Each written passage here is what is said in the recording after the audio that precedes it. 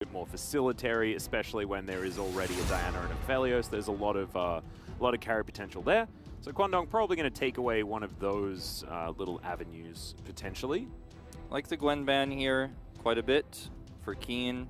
Don't want him to be on a late game carry when you have the Zeri. As you know, Keen can get on top of things and then bring those health bars low for Teddy to finish them off. I don't think we'll see. I mean, I think a Victor ban is a pretty good call here, but they take the Tryndamere away instead. As right now for Damwon Kia, yes, you have the magic damage in Diana, but you still want a late game carry here. Orianna, another strong option here for Showmaker because you already have so much solid engage. Follow it up. Yep. Fate can also just pick away something like the Victor, so didn't need to worry about it, I guess, on that pick. So that's somewhat the argument there. Damwon Kia, their final ban to come through, and it will be another theoretical top lane ban against Keen, but the Akali can fit as a Fate ban as well, despite the fact that he hasn't played it so much this season. Yeah, I think LeBlanc being open here is a really strong option for Kwangdong Freaks because they can use this pressure to get early objectives, and that's their playstyle, right? Try to get a lead early and then rely on the Zeri later on. And it's a pretty strong blind pick right now. I would love to see Showmaker just pull out the Vex, which has been a really common response, but our least favorite mid laner here in the global side of things on the LCK, the Rise, is the Hover. Do you know what I wanted to see? I wanted to see Galio mid on top for Damwon. Just as much CC as you can possibly put into your composition, right? That's going to work out. Well, the Rise is a lot of CC, especially with Everfrost. Yeah, I we'll guess. See. So I don't mind this. It's a very good way to deal with the Zeri who's zooming around. And Showmaker is currently our most successful Rise player. Yes, That's Rise true. has lost the majority of his games, but Showmaker he at least won his first one. 100% win rate. Yep, nailing it. Absolutely fantastic. We still don't like the pick. It's not going to save it. As that's the Graves that we were talking about before. They need a bit of extra physical damage, and Birdall is going to take that one into Keen. The Tryndamere already banned. And there's the counter pick that we've already seen. The Akshan to go into the top lane for Keen. There's a lot of damage and tempo that Kwangdong can have here in this mid game. That's their style. That's where they find the most success.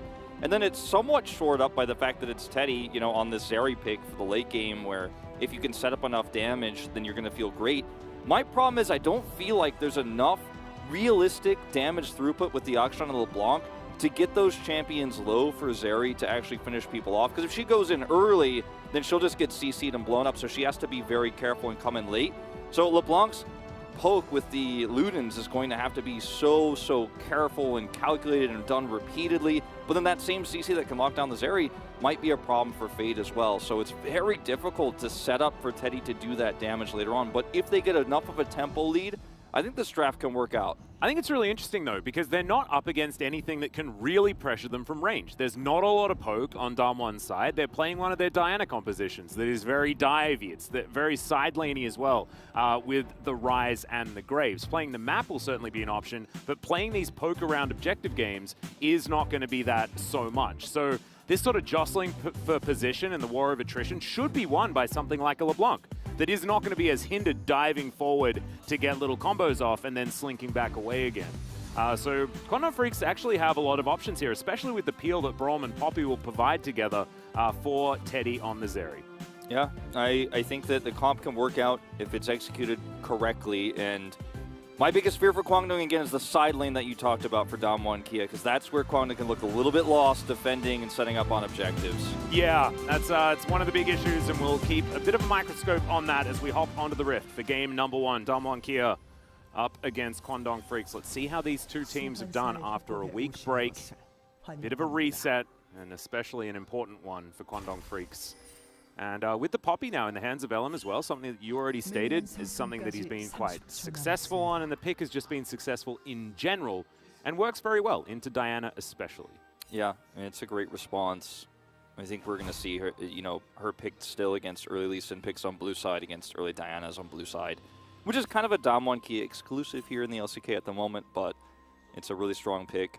I can't believe it just popped up on our screen. This is match 33. It feels like time flies. Yeah, right. We just had that break, and then we're already really getting, closer and closer to the end of the first round robin. And I don't think anyone expected either of these teams to have this scoreline right now, the 3-3 for Damwon and the 1-5 for Kwangdong. But rebuilding in spring season, it comes at a cost for a lot of teams.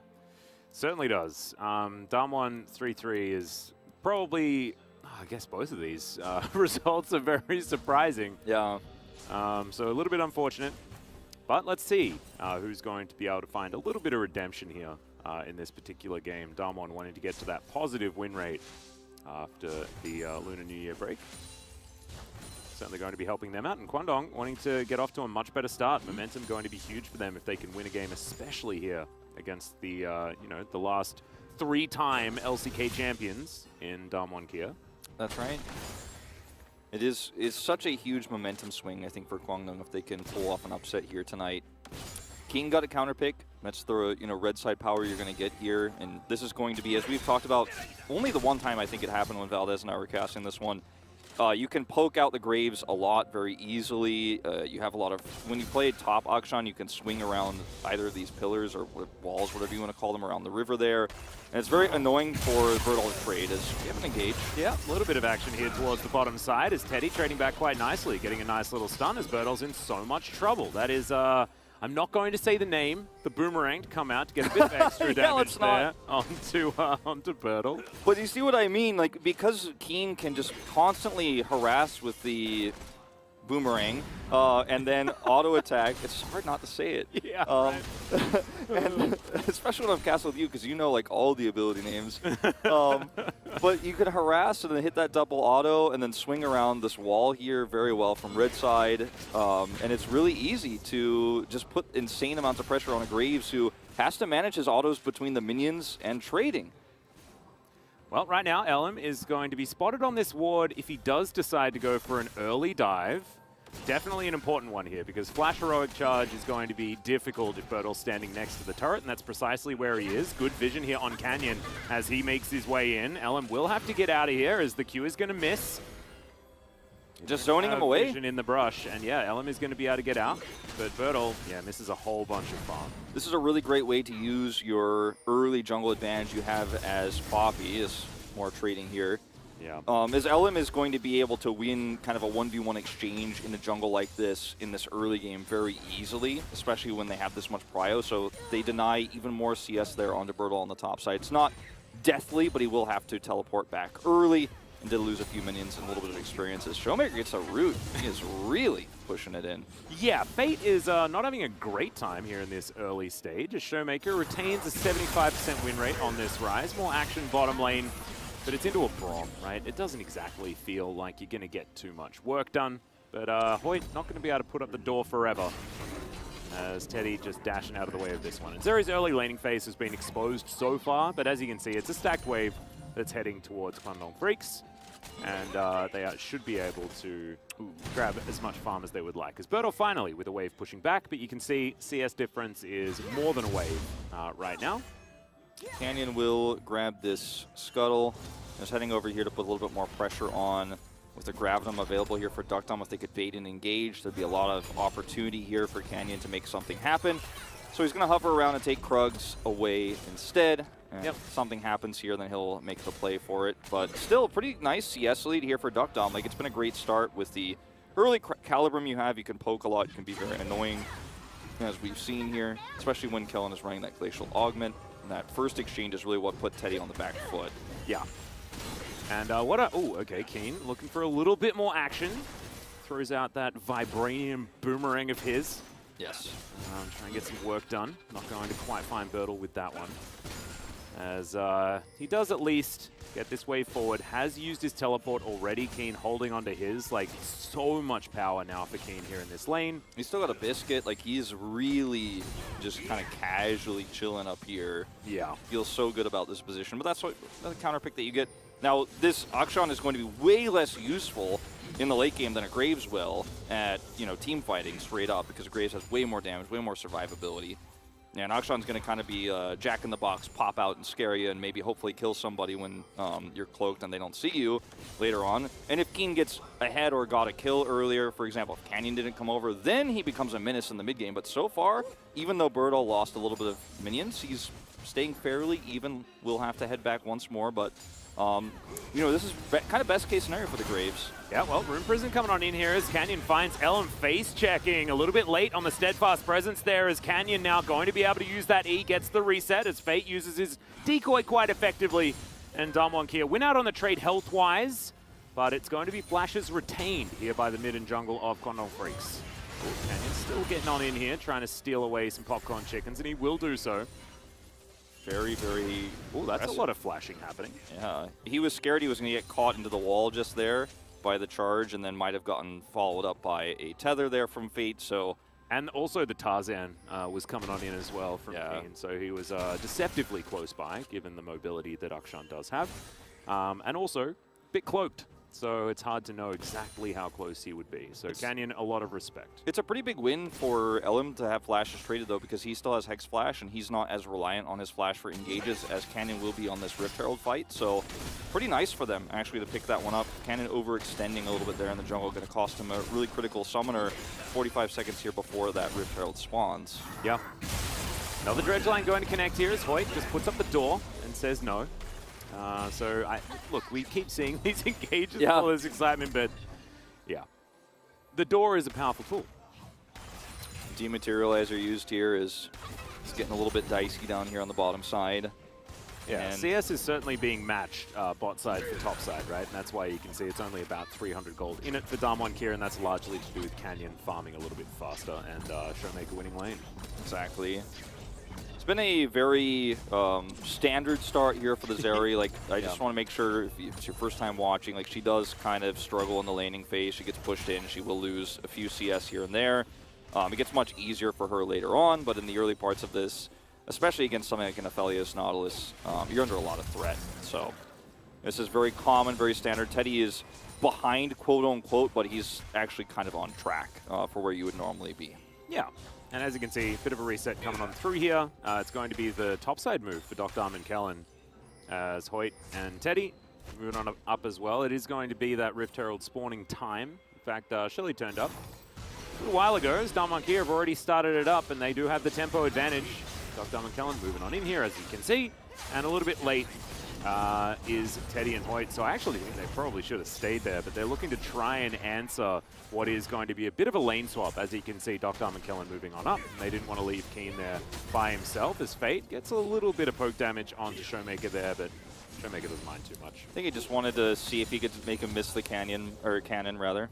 He misses Canyon. He misses him, yeah, he left away. Yeah, he's over there getting his blue buff, but the weird part about this too for Kwangdong is they were so indecisive about how they could fight this, and maybe they just thought, okay, well, it's Canyon on Diana, even flashless, like this is not a fight we want to take, but then you absolutely keep Teddy in the bottom lane if you're going to do this, knowing that Dogtom is heading towards the top side of the map this early, because Zeri actually destroys plates pretty quickly, and she can push pretty fast with her Q autos, whatever you want to call those. Yeah. And so I think they had an opportunity to get at least a plate and then still come up and stop that rotation from taking anything on the top side. So these are the kind of small errors that don't look great on a, you don't see this on the kill screen, you don't see, or on the, kill score, you don't see it on the gold graph, but these are errors that we see from Kwangdong Freeze time and time again that really stack up for them. It's these small mistakes here in the LCK where you could have had a better chance at either fighting the Drake or getting more money. You got neither. Feels bad. And being proactive is so important, right? Being able to effectively answer decisions your opponent is making, or coming up with them first, right? Making your opponents move around. We saw already that Condom Freaks normally get it right in the very early game. It's much easier to plan very early because you don't need to adapt so much to these situations, right? And that is the times that Quantum Freaks have been okay, right? With the fact that they've collected a lot of Rift Heralds and things like this. They will be able to grab this first dragon. That is secured, but Damwon Kia immediately answer. Dokdam getting so much plate money. Keen is up here. Right now camouflage. His Canyon takes a bit of damage there, but it looks like this charge will be coming on in. And that is so much money over to Dokdam and to Canyon. Two of the biggest carries here for Damwon Kia in this game. Yeah, it's really critical for these two to get online as soon as possible. And Birdall is even going to take a plate down on the bottom side. Every single time Dokdam gets a Aphelios, there's plates going down in both lanes, top to bottom. Like every time. It's just like without exception. Is he going to ult? Yeah, Moonlight Vigil comes on in. There's going to be a stun, but Keen able to Tarzan his way around and gets himself out of there. Quantum Freaks do bring in the cavalry as Kellen and Canyon still sticking around, making sure that Dokdam is as safe as possible. Man, Damwon Ki are just winning the macros so hard right now. They force Fate to come down here, and no one's in mid, so waves are getting deleted there by Showmaker, who's grabbed a plate himself here in the mid lane now. As Keen's now coming over to answer finally after getting caught by that ult from Dokdam. But man, Damwon are just ruling this map already, and we're sub 15 minutes. It gets harder later, especially with this Akshan pick for Kwangdong Freaks to manage the map. And it's a very, very big warning sign. That's a flash forward. Dredgeline's beautiful. The ulti comes down, but it's more of a celebration as Teddy is going to hit the Death Chamber and Damwon Kia grab first blood. Very nice. You know, setup here for Dokdam, flashes for the Q, grabbed him. Kellen's there to answer, and we've seen this from this duo across multiple teams now.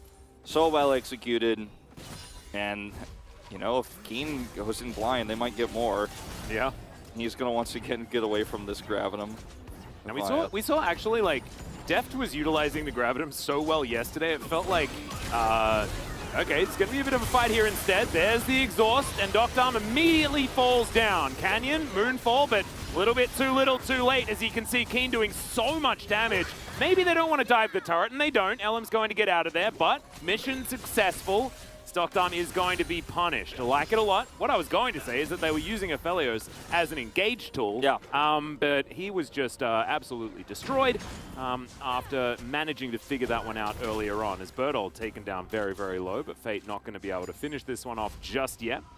So now Damwon Kia need to set up their solo laners properly. You don't want to have the Graves into the LeBlanc, but they were busy trying to deal with everything else.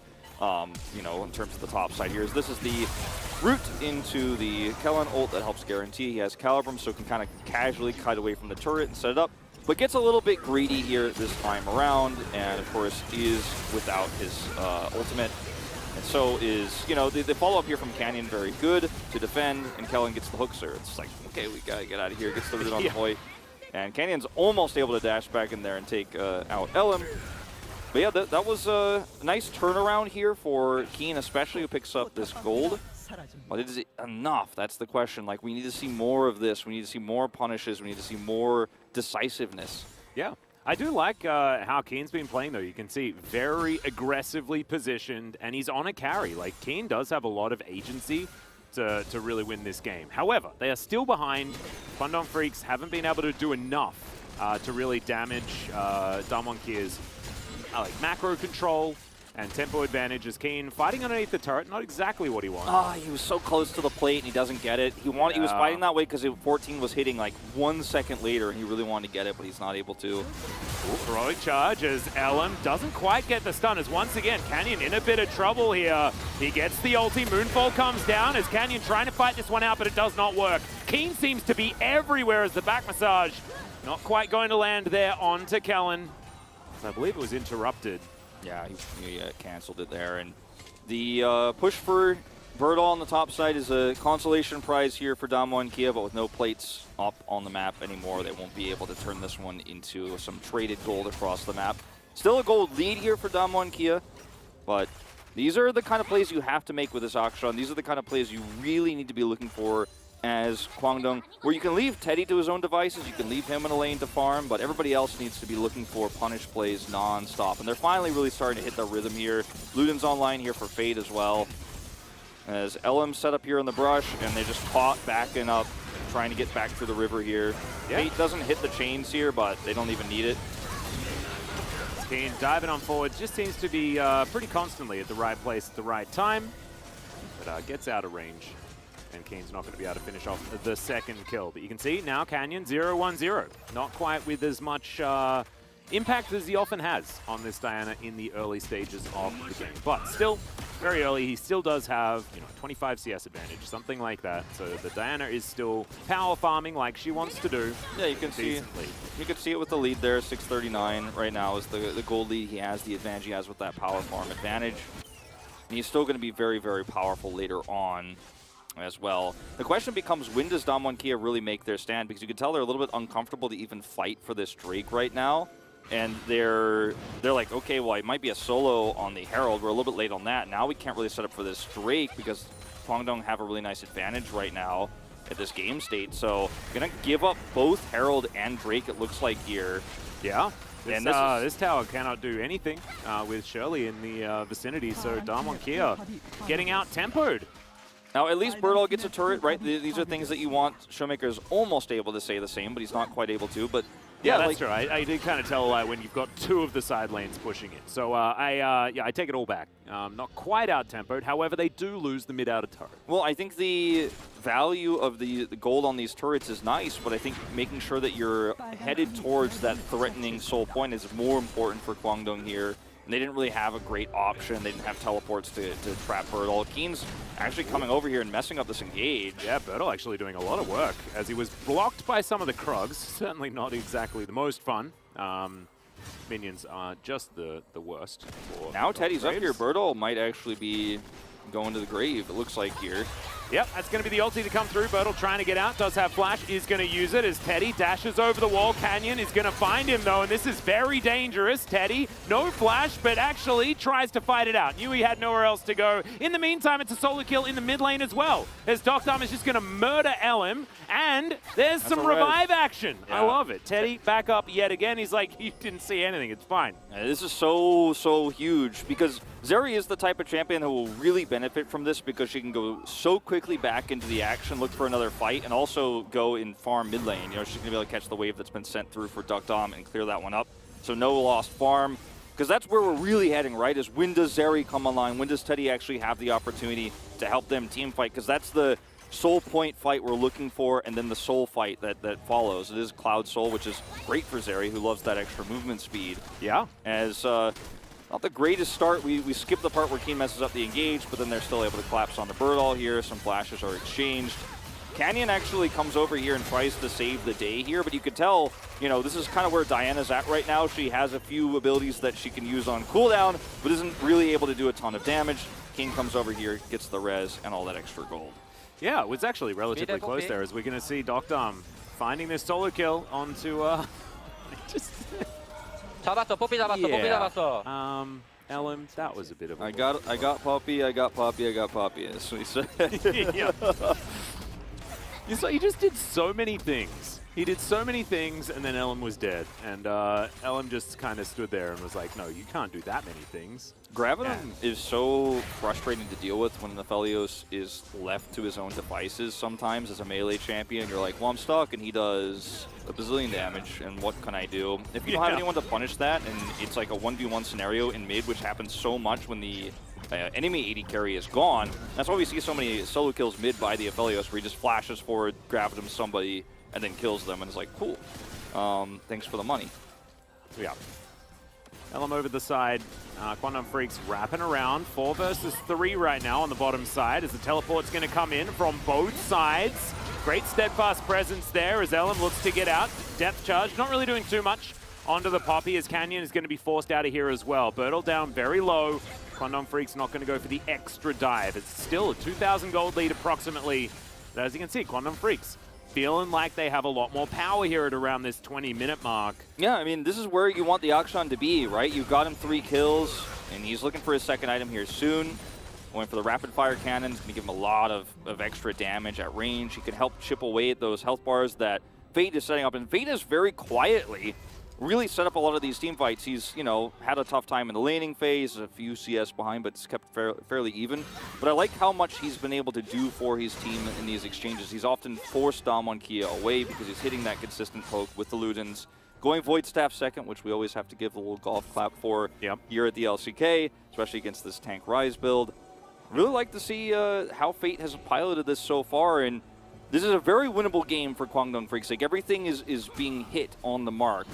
It is, however, Damwon do still have their 200 years win condition. They have Canyon on his Diana that will do a lot more damage as this game goes on and should theoretically be able to outscale this Poppy, especially damage-wise, but absolutely. Also just for the amount of value that you get as the game goes on. They do still have double frontline in the fact that it's the tank Rise as well as this Nautilus. Also, Birdall is going to be way more useful in 10 minutes time, despite the score lines, despite the CS lead right now.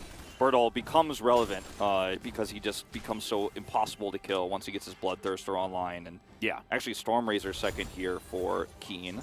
Yeah, going towards his rapid fire cannon next, I would assume. Yeah, that's the expectation. See what he ends up getting here. But I like the position here for Kwangdong Freaks as long as they can secure this Drake, which I don't think Damwon should realistically try to contest. And then after this, can set up properly for the objective. Because that's where Kwangdong falls apart, right? Everything goes smoothly until we get to those really critical Drake fights where everything seems to fall apart. We see a bit of a Kwangdong K-Ram, and then yeah, nothing gets set up, no vision is set up. But this is what I like to see. Get up here on the Drake, have this brush controlled, you got a control ward on it, force Damwon Kia to make tough calls.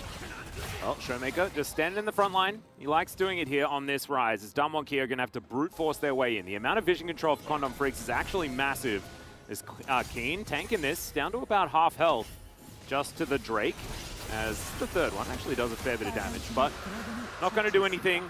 The Extendo laser comes on through, and that is going to signal Kwangdong Freaks have been able to lock down this dragon.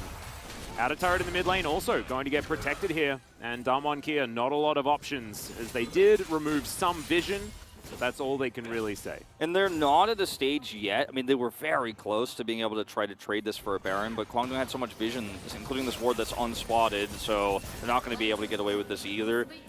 And Damwon Kia just have to go back to farm mode. But yeah, meanwhile, while they're a little bit indecisive about this, Keen is maybe going to grab a whole turret here. I mean, he's not going to get it on this wave, but with the next few coming through, Bertol going to have a lot of problems alone defending this. I really like how Kwangdong are actually playing their comp correctly, controlling vision, setting up on objectives, denying Barons. Look at all the control wards. Like, this is what we've been wanting. This is what I've been waiting for. Yes, they're down on gold, and yes, the scaling issues that Damwon Kia have in their composition are looming ahead. But I'm just happy to see Kwangdong Freaks not flounder as we cross the 20-minute mark. Everything is going well so far for what they need to accomplish. And to stick the landing, they need to win this soul fight. If they can do that, then there's a chance. Absolutely agree with you, as Fate going to take a fair bit of damage here, but gets out of the way of the Everfrost, and Showmaker is not going to get baited towards Hoyt this time around. Keen answers another big wave. It has just so much damage in this kit, so close to third item rapid fire cannon. Yeah. And Teddy's just slowly but surely getting towards that Zeri critical mass, which is very scary. Titanic Hydra already completed, needs that Hurricane to have just as much on his stuff as possible. Outside of team fights, what's great about this area is she just provides so much wave clear in mid and gives you so much prio. And Duckdom isn't going to be able to match that as easily, especially now that the Hydra's done. Like, watch this wave disappear. Yeah. This is what you can do as Zeri so well in the mid game. And when you have also some pressure on the bottom side of the map, you're forcing rotations like what Canyon's got here. Actually, Canyon is trying to set up a bait here. Looks like Keen is not going to push too far just yet. Yeah, not going to take it this time around. Wow, look at this restraint. Like, this is a good Kwangdong game. Do you know what I also love, Wolf? And this is going to sidetrack us just a little bit, as Showmaker's going to head towards the top lane, but there's a distortion, so Fate's going to be okay. No, I just wanted to talk about Teddy, who was the original Fountain Laser, and now he has actual lasers. Yeah. I feel like Zeri is probably like the perfect Teddy pick. I was going to mention it in the draft. It feels like such a good pick for him for how it scales. As Keen will finally get this turret, but he was so cautious. And this goes back to Keen. Least solo deaths. Least isolated deaths in the LCK in terms of top laners, and there you go. Like, he waits, he's careful, they verify where Canyon is, then he gets the turret. He's playing it safe. Akshan arguably could be looking for a little bit more control of the mid lane, could be looking for potentially picks onto Duckdom, but I think he's respecting how careful Damwon like to play this stage of the game and isn't going to make the risk happen, just wants the side lane instead. Yeah. And as you can see, Showmaker now 270 CS. He's doing that thing where he farms everything. We've been talking about this, actually, as Showmaker actually a little bit too far forward, has to flash out immediately. Everfrost is fantastic. Moonlight Vigil comes down. So much damage from Duckdom, as Hoyt has to wander his way out, and Showmaker is pretty tanky. Maybe this is how you use the tank That rise. was what I was going to say. If everybody just all-ins on the rise and he walks away with 3/4 health, then you get value out of that. As Teddy used his ult, that's no longer available for this team fight. Doesn't have his heal, Hoyt flash. Like, This is a mess for Kwangdong. That's the first big mistake in terms of macro rotations. Well, Fate diving on forward, looking for Canyon here, as it is going to be a 50-50, but no, actually, LM can't get into the pit. They were just too slow. They had a control ward in the back of the pit this whole time as the Realm Warp is going to get Damwon Kia out. And Kwangdong Freaks, you have to stop that. You have to stop your lunch money from being taken from you. See, this is the kind of thing where I'm like, all right, everything's going well so far. When does the error happen in terms of fighting around a Baron? They had the better vision setup, and they thought they could get a pick onto Showmaker. And in a traditional Rise meta, yes, you probably kill him there, or at least force him to, you know, flash away, and maybe you get him so low that you actually can then continue to start the Baron, etc. But Showmaker just kind of looked at it as like, it's just a scratch, man. I don't. You guys all in on me, revealed your entire position, and gave us a turn opportunity. Boom! Ult comes through from Duck Dom, and suddenly it's a Baron for Damwon Kia. So. And now, like, this was a game that Kwangdong Freaks had a lot of control in, right? They had a lot of positional advantages, they had a lot of vision, and in one swift stroke, Showmaker walks up the mid lane, uses a flash, and Damwon Kia, in the end, have a Baron. That is just how it worked. And Kwangdong Freaks, yes, they had to have Hoyt sent home, right? Which is largely why they didn't want to fight Damwon Kia on that Baron, but you have to try and make a 50-50 play. You have to use the Poppy ultimate to get someone out and allow LM to be actually in position and not just sit back and think about what you might be doing, right? It needs to be faster decision-making. 100%. Otherwise, Damwon just takes your stuff. Exactly. Your lunch money just got swiped.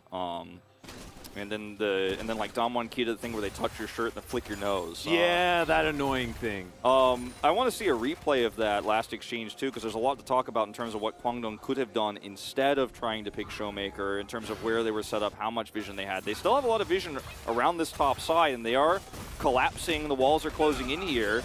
And there's also, are we base racing? This is not exactly the base race that you really want to do. Showmaker's just standing here. He's like, guys, you realize your base is exploding, right? Like, let me farm the midway. Like, that's what I want to do.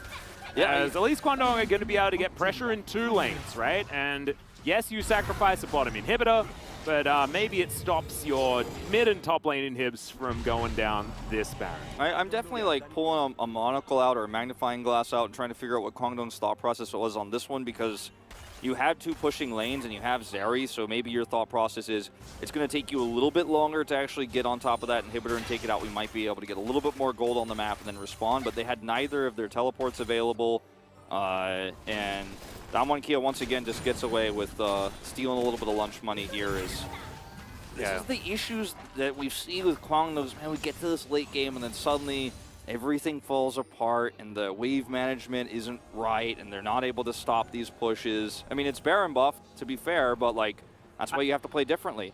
Yeah, I mean, I don't know. To look at the other side of the coin is Canyon in a bit of trouble, has to dash cannon his way to relative safety. As Fate moves on in as well, but he's not going to be able to commit to too much with just the distortion.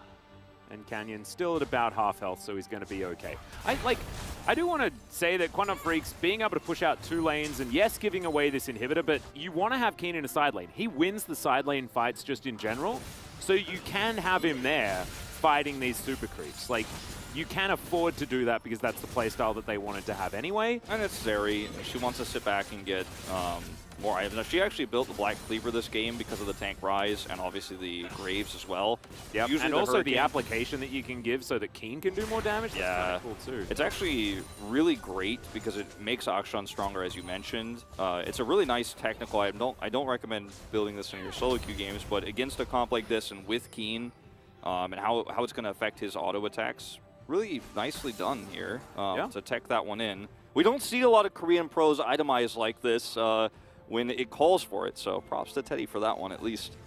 And he's sitting back and farming, right? Fate's about to get his death cap, and Kwangdong Freaks do have some scaling of their own here. And it's the side laning Keen that is going to be a little bit less powerful in a straight up 5v5 fight, which is why you kind of needed to lock the doors tight on getting that first Baron and getting the soul. They've lost that opportunity, so it gets a lot harder from here. Yeah, although, I mean, Graves, more of that side laner as well. A lot of these more skirmishy picks are on both sides. So it's the 4-1 And I'm looking at the 4 for Damwon Kia, but I'm looking at the 1 for Kwangdong Freaks. And Damwon Kia, they have Keen in their sights as well as they close in, but he's got a Tarzan rope, so he'll be fine. He's totally okay.